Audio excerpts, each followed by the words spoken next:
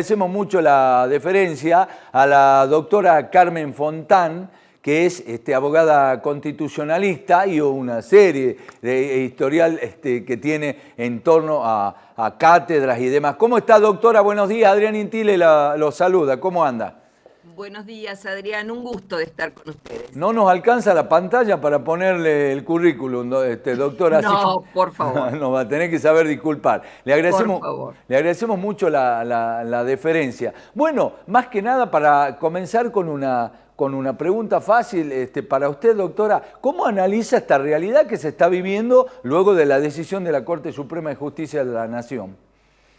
Bueno, es una realidad para los tucumanos difícil porque estábamos preparados para el acto electoral del domingo, pero no por estar preparados nos sorprende, porque desde el año pasado, cuando salió el fallo de la Corte de Tucumán, habíamos advertido que realmente la interpretación que había hecho la Corte de Tucumán habilitando la postulación de Mansur nos colocaba al margen de la ley y realmente era una interpretación que violaba y conmovía los cimientos mismos del sistema republicano. Y ahora lo advirtió la Corte porque realmente, tal como se interpretó el artículo 90 de la Constitución, significaba que una persona podía perpetuarse en el poder. Pensar que alguien que cumplió 16 años al frente del poder con 2 vicegobernaciones y 2 gobernaciones y la posibilidad de estar 4 años más, es decir, cumplir 20 años, y además con la otra posibilidad de que saltando y haciendo un enroque, el hoy gobernador pasa a vice, el vice a gobernador y así sucesivamente, en esa interpretación no había ninguna posibilidad de alternancia en el poder, de periodicidad de las funciones y menos aún de igualdad de oportunidades para aquellos que pretenden aspirar a la máxima magistratura provincial. Porque no nos olvidemos que Perón decía que quien está en el poder tiene todos los medios para hacerse reelegir, y realmente es así. En consecuencia, no me sorprende, no es la primera vez, hay varios precedentes de la Corte Suprema, lo pasó con el caso de Zamora en Santiago del Estero en el 2013, pasó en Río Negro en el 2019, pasó en La Rioja. Es decir, no es ni un golpe institucional, ni siquiera un caos jurídico. Es simplemente que la Corte de Nación, como intérprete final de la Constitución, adelantó que advierte que en Tucumán hay una grave afectación del sistema republicano y en esa medida dispuso una cautelar suspendiendo las elecciones de gobernador y vice del domingo. Doctora, ¿cuál es su opinión en torno al mensaje que dio ayer el presidente Alberto Fernández, diciendo que iban a ir por más, como que el argumento le iba a servir para buscar definitivamente llevar a juicio político a los integrantes de la Corte? Destituirlo. Realmente no hay, por empezar, la aventura esa del juicio político contra la Corte por el contenido de los pronunciamientos es vergonzoso. Eso no configura ninguna de las causales de juicio político, el tema del contenido de las sentencias. Y en este caso particular se reafirmó una línea jurisprudencial de la Corte, porque para que la gente lo entienda es muy sencillo. ¿Por qué la Corte se declara competente en esta causa? Porque algunos hablan que se afectó a la autonomía provincial, que se ve lesionada la posibilidad constitucional de la provincia de elegir sus propias autoridades. Lejos estamos de esa situación. Para que cualquiera lo pueda entender, piensen ustedes que la Corte entiende cuando existe una cuestión constitucional en una causa, es decir, cuando se ve directa o indirectamente afectada el principio de supremacía constitucional, que es aquel que indica que la Corte, que la Constitución es la norma suprema y el resto del ordenamiento jurídico y los pronunciamientos judiciales deben adecuarse al texto constitucional. Acá hay una norma en la Constitución Nacional que dice: las provincias dictarán para sí una constitución respetando las declaraciones de derechos y garantías y el principio de representativo y republicano de gobierno. Lo que acá se advierte es que está lesionado ese principio republicano que exige la periodicidad en las funciones, y entonces la Corte no hizo más que cumplir con la función de salvaguarda del texto constitucional, donde además se lo está indicando las propias directrices de la Corte Interamericana, que son obligatorias en su seguimiento para los tribunales domésticos, en virtud de un principio que se llama de control de convencionalidad, y ya la Corte Interamericana, en una opinión consultiva, la número 28, a pedido de Colombia, claramente dijo: la reelección de los ejecutivos no configura un derecho humano, sino que por el contrario, lo que el sistema interamericano quiere es justamente que para preservar el sistema democrático haya elecciones auténticas,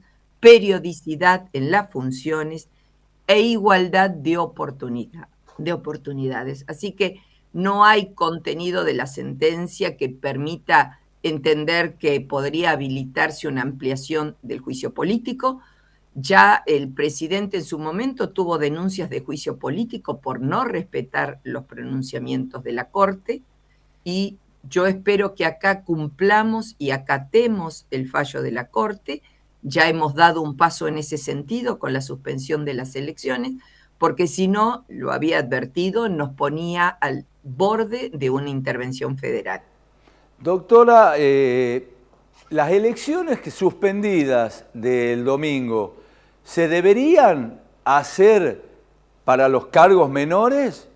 O sea, para intendentes, delegados comunales, legisladores, obviar solamente lo de gobernador y vice, como la Junta Electoral ha decidido.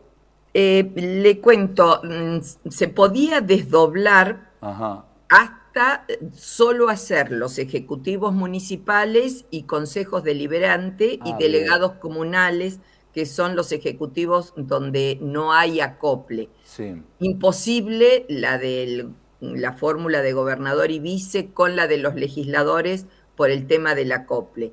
El problema era una cuestión de previsibilidad. Las boletas estaban preparadas para una elección completa, es decir, nosotros tenemos la lista sábana, no había posibilidades de nuevas boletas, cortes, oficialización, era imposible. Las autoridades de mesa no estaban preparadas para una situación donde tenían que recibir votos cortados de dos categorías o una eventual resolución de la Junta. Junta que dijera que era válido votar en un voto que lleva dos categorías, claro, que no se pueden votar. Lo hacía al acto muy susceptible de impugnaciones y de nulidades. Realmente esto era una cuestión de orden, más allá de que tenemos una disposición en la Constitución que dice que la elección debe hacerse en un solo día, sin que hecho alguno pueda significar la suspensión del acto eleccionario. Si bien es una norma aplicable en otras circunstancias, la Junta Electoral entendió que para poner orden era mejor suspender todo el acto electoral, propio de nuestro sistema de acople. Claro. ¿No? Doctora, ayer, el día de ese que se enteró todo el país o la provincia de lo que sucedía, hubo reuniones en la legislatura con Mansur y Jaldo. Inclusive se hablaba de la posibilidad de no acatar el fallo. ¿Qué hubiera pasado, qué hubiese pasado si el gobierno y la Junta seguían con la contienda electoral? En ese caso, y yo lo dije en el momento, nos hubiera colocado realmente en la situación de ser pasibles de una intervención federal, porque ahí sí hubiéramos estado totalmente al margen del sistema republicano, de tal manera que se hubiera dado la situación clara del artículo 6 de la Constitución, y podría haberse dispuesto por el Congreso la intervención de la provincia. Ah, el Congreso.